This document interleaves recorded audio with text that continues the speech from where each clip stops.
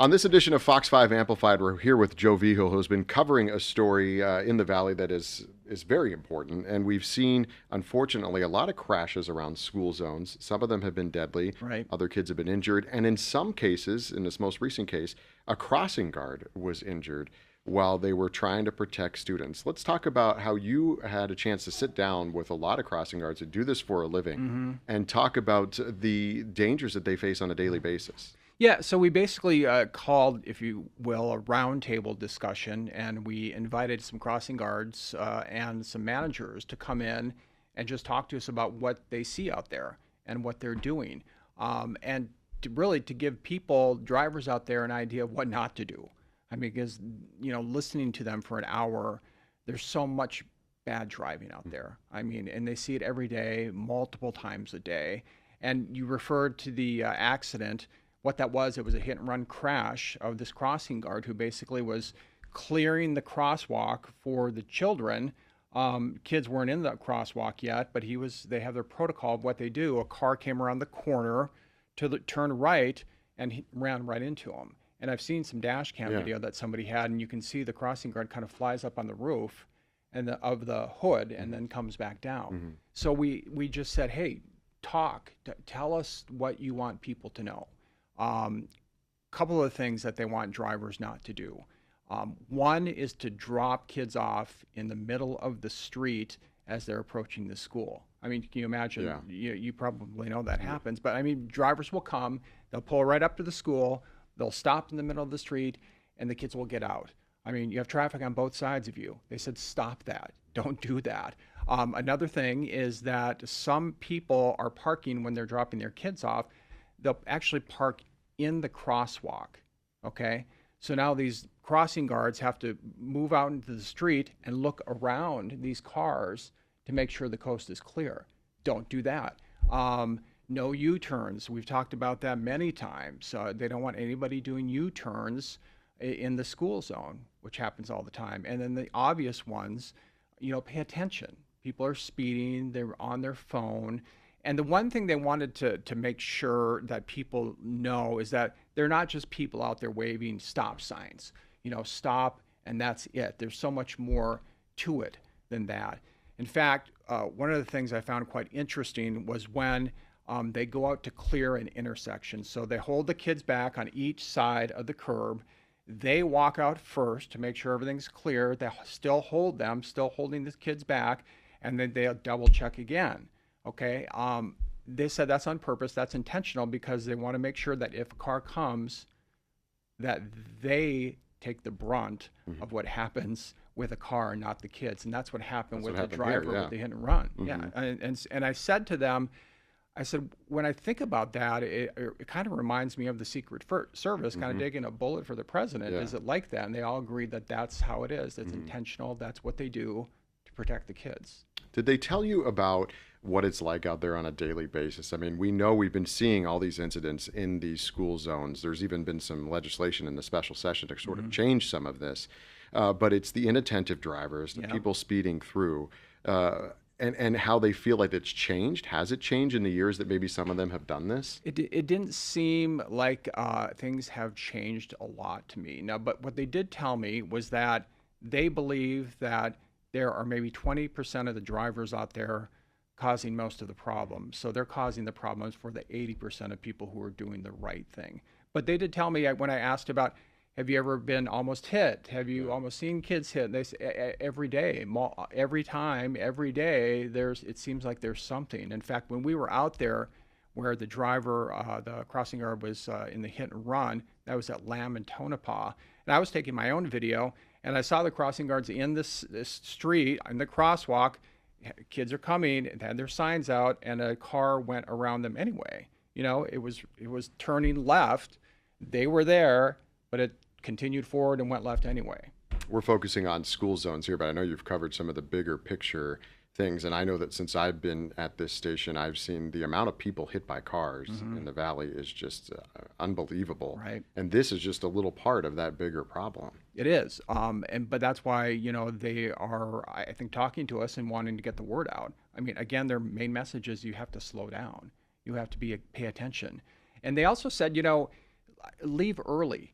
And I asked them, I said, okay, I said, how many minutes early do you think people need to leave to avoid this? And they said about 30 minutes. They said 30 minutes if you can, leave early. And they also said, remember, the whole process takes about 15 minutes from when school gets out until things are clear.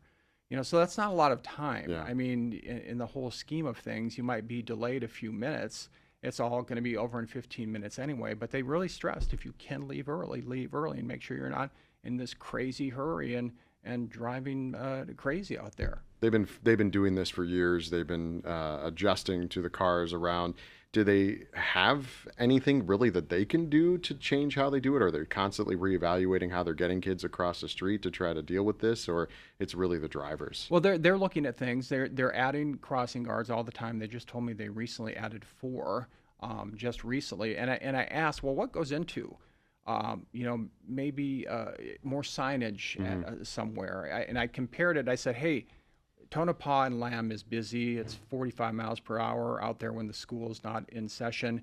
And there's just the crossing guards. Now, over at Green Valley High School, they put a signal in where it's a red light. So when a student pushes the button, the light turns red, all the cars have to stop, and then the student walks across the street. And I said, what about that here? And they said, well, there's a lot that goes into it. Of course, there has to be an engineering study. It's not just a money issue. Does that intersection really need it? Could something maybe be better served elsewhere? So it wasn't just, of course, every parent probably wants one where they live, where their child goes to school, but there's a lot that goes into it. So it's not, again, just somebody calling and complaining and them going to put up a crosswalk or some lights somewhere. There's a lot that goes into it. I thought it was interesting what you said, that they kind of mentioned and stressed that, these aren't just people out there with signs. Right. Saying stop and go. Same with a construction site or something like that. These are human beings. Yeah. And they're trying to protect other human beings, our most vulnerable, our children out there. Right. And, I just have a feeling, that they see everything that's happening and they're probably worried about their own safety. I mean, they're always so worried about the kids' safety. And now, as we saw in this last particular incident, they have to worry about their own safety as well. Yeah, well, they know that the risk is there. I don't know if it's something they think about every second they're out there, but they're told in training, things can happen. But again, I keep going back to this because I just think it's so fascinating that, they will, take a car on their own person before a child takes it. I mean, that's pretty admirable if you ask It is, me. and we thank them for the work that they do and being out there protecting the kids. I know your pieces have run here on Fox 5 and they'll be on fox5vegas.com, but you're really taking an in-depth look because you did sit them down in sort of a roundtable type discussion and talk with them. Yeah, I mean, I asked all the questions I think I wanted to ask, questions I think other people will want to hear as well. And we just thought it's an important group to listen to. I just had to sit there and listen and waited to ask questions because I wanted them to be heard, because I don't think we hear about from crossing guards every single day. The idea was in the newsroom that we should do this, so I got on the phone, made some calls. It took me a little while, but we got 5 people to come in, the managers and crossing guards, 2 or 3 people who have been out there. And with everything that's been going on, the deaths and all these kids hit, hey, listen to this group. If you're a driver out there, listen to what these people are saying, because it could be your child next that's hit by a car. You just never know. So my hope is that people will listen to what these crossing guards are saying. And all on Monday, we have many stories lined up throughout the whole afternoon about all of this. We talk about e-scooters. We talk about, again, things you shouldn't be doing as a driver. We'll talk a little bit about how they all got into what they're doing, and a lot of it, some of them retired, saw crossing guards on their walks and said, "Hey, there's a need there. I think I wonder if I can help." And they got involved, and good for them. The fact that they sat down and all came together and talked to you about this just shows you that they obviously want to get out ahead of it and they know it's an issue. You briefly brought up their e-scooters, which we've been talking about so much for their own safety issues on the roadways. We've had several kids hit on e-scooters, some of them deadly, some of them injured. What was the issue with the e-scooters? Is it just another moving part around this crosswalk that they have to deal with? Yeah, it is another moving part for sure, and it's a fast moving part in some cases. And that's one thing they talked about. They say they can see these scooters coming, a mile away, and they're coming fast. But they didn't necessarily, put the blame on the kids for driving, fast. But what they did say was, there's a bike lane there.